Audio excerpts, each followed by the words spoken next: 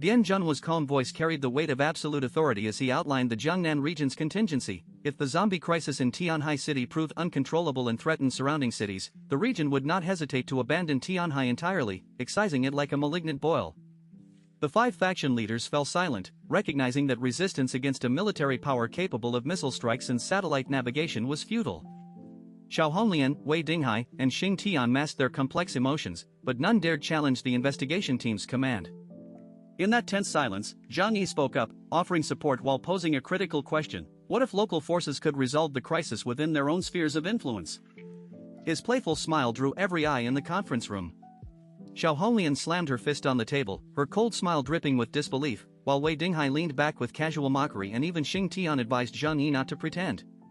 Zhang Yi's smile only deepened as he declared that the zombie and giant rat problems around his shelter had already been solved.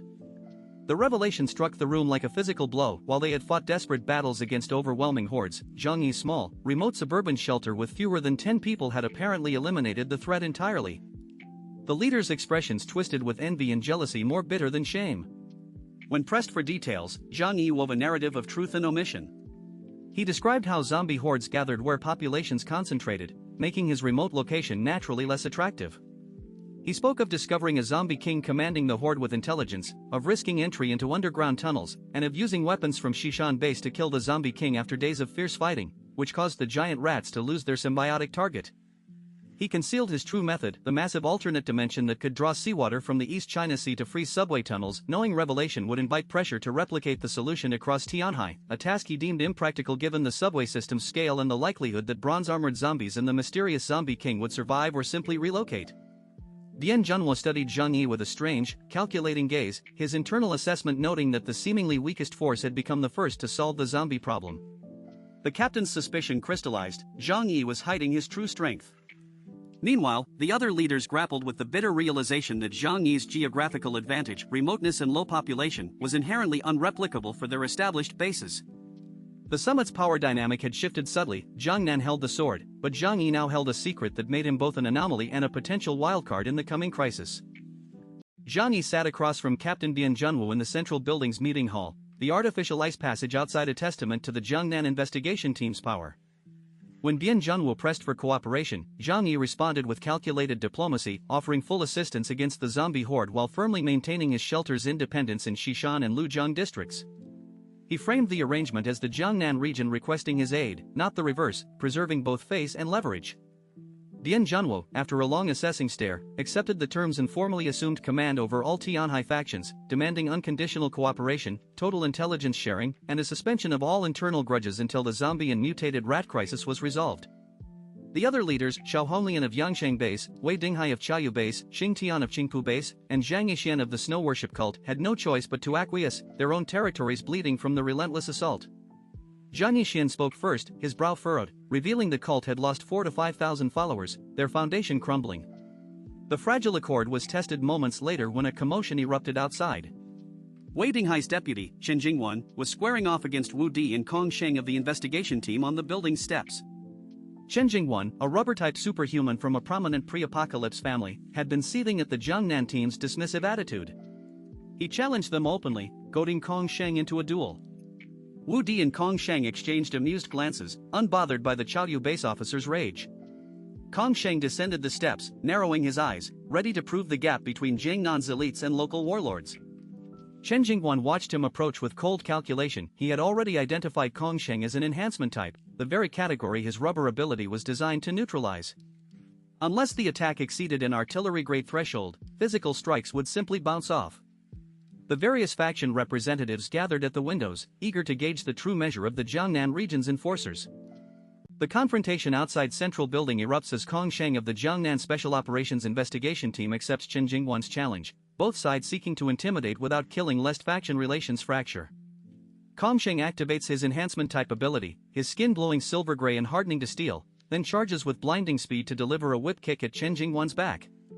Chen's rubber body ability instantly caves in, absorbing the impact before coiling around Kong Sheng's leg like a boneless snake, wrapping 5 or 6 times and crushing the steel-hard flesh with sickening grinding sounds.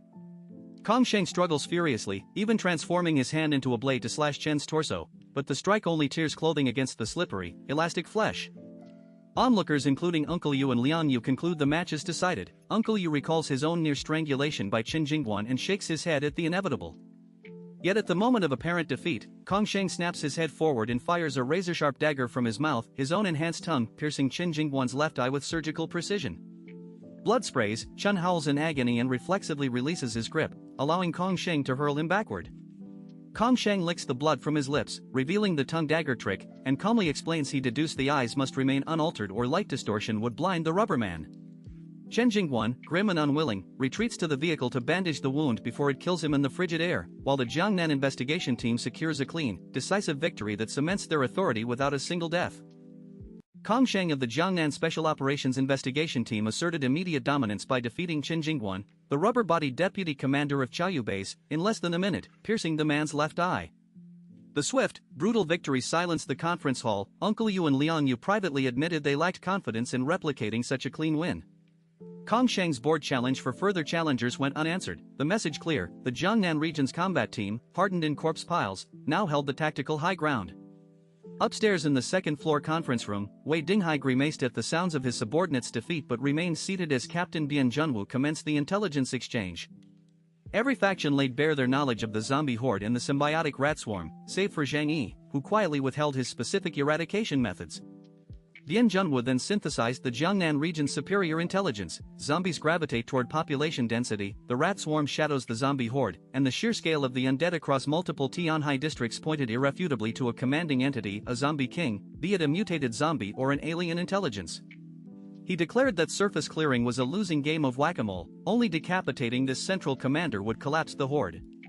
Bian Junwu's operational order was absolute: the three major bases must evacuate the bulk of their civilians underground, Qingpu abandoning the steel mill, Yangsheng the oil refinery, Chaoyu the port, and commit their elite forces to a unified hunt for the zombie king.